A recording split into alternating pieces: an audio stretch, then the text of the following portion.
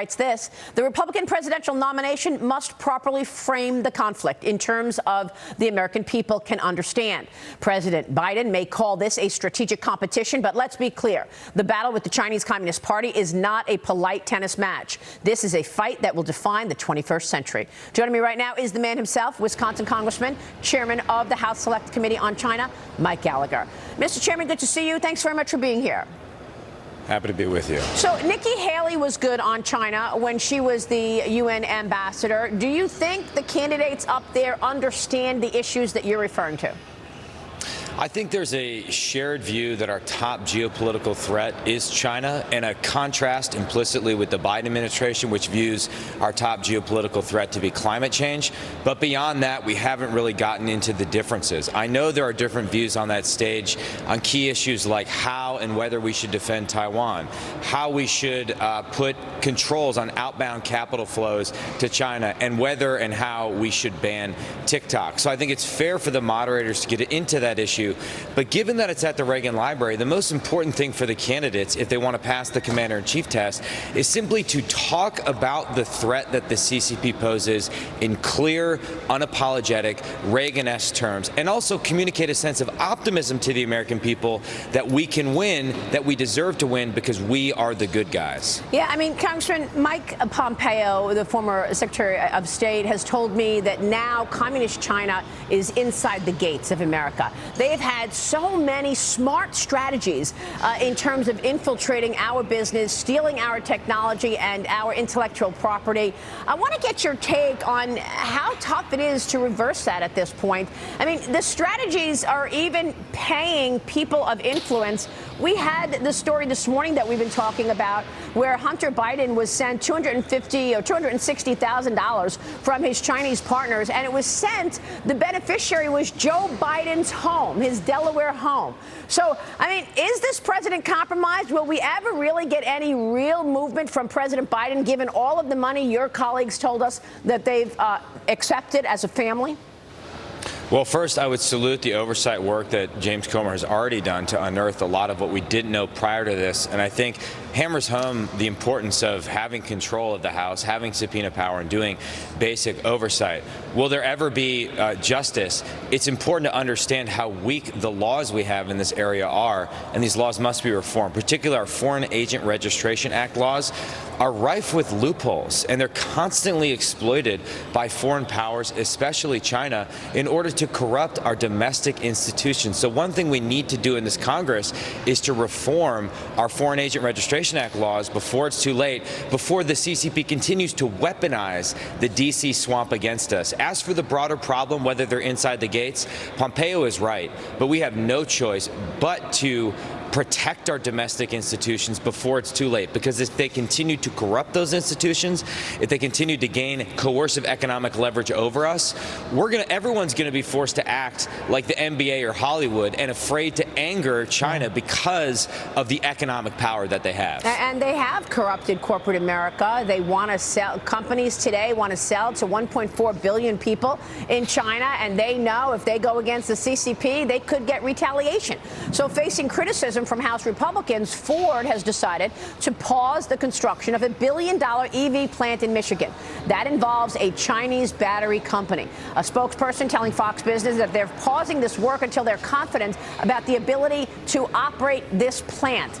Tell me about this story in terms of what you know about it, and is this one of those strategies that the CCP has used to infiltrate American business? Well, I took the Select Committee to Detroit and met with Ford specifically for this reason, in order to communicate concerns about their deal with a massive Chinese battery company called CATL. And really, I think the concern is that Ford was going to use Inflation Reduction Act dollars to do a massive partnership with a Chinese battery company and thereby make that battery company more dominant, which is completely absurd and I think illustrates the problem with our broader energy policy policy under the Biden administration, this rushed, subsidized transition to electric vehicles, which is that we're surrendering what is one of our greatest advantages relative to China in this competition, our energy abundance, and making ourselves more dependent on China going forward. And I fear Ford's deal would have been a big part of that, which is why I'm glad they paused it.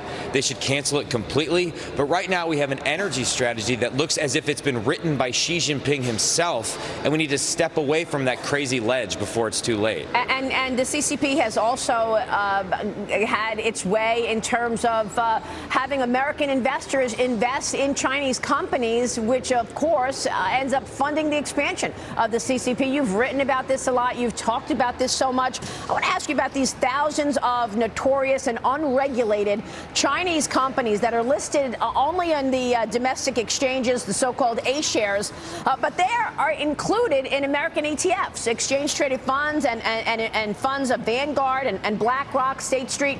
You've been investigating all of this, and I know that you have investigated and launched investigations into BlackRock as well as MSCI. Have you heard back from these companies on their role in all of this? We have. We are still engaged in a back and forth in terms of getting answers to the questions we posed. I also want to highlight the great work that folks like Roger Robinson have done in exposing this issue and in testifying before our committee. The next step to me is clear, though this is a complex issue. We need to legislate a lasting solution to this issue. The Biden executive order is not enough. It didn't go far enough, and it's an executive order. So it's inherently impermanent. So Congress needs to step up and put in place sensible guardrails on outbound capital flows so that we do not continue to subsidize our own destruction. We do not continue to allow Americans to invest in companies that are building aircraft carriers, fighter jets, artillery shells, advanced nuclear technology, because that's what's happening right now. It's time to take off our golden blindfolds and protect ourselves from growing CCP aggression. And corporate America, I think, has figured out that you are the new sheriff in town on this issue. A new report says that Disney laid off about 300 employees in its Beijing office ahead of a meeting between you and the CEO, Bob Iger.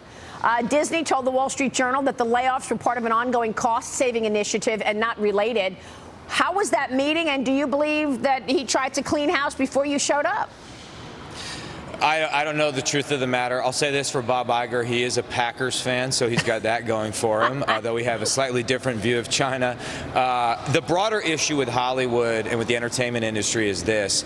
It's the censorship they're forced to do by the CCP if, for example, they want to get a movie played in China. Actually, it's bigger than that. It's the self-censorship that the studios and Disney do because they know in order to get access to the Chinese market, they don't want to anger anyone in the party structure. And so you've seen a lot of examples of Disney or Hollywood in general or the NBA doing things designed to silence anything that could be problematic for the Chinese Communist Party, which I think angers a lot of Americans. Now, I'm not saying we need to decouple theme parks because that's a national security issue, but I am saying companies like Disney need to be realistic about the systemic risk of expanding your presence in China and getting into bed with the CCP as your business partner, because those risks are really mounting and growing more acute. Yeah, let me end with this $9 billion Syngenta IPO, roaring down the tracks, doing well in Shanghai with two PLA-tied U.S.-sanctioned parent companies.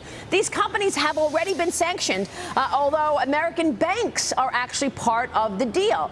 Obviously, Wall Street wants in on big, hot IPOs. They're there. Should this be permitted by Congress?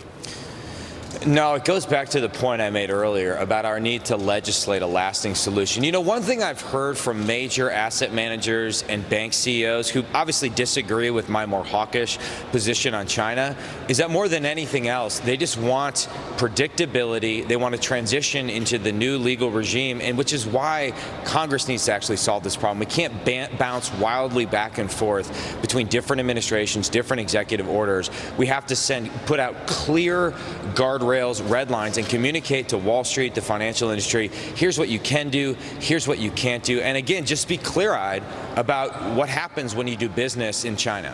So do they not understand the national security risk then, Congressman?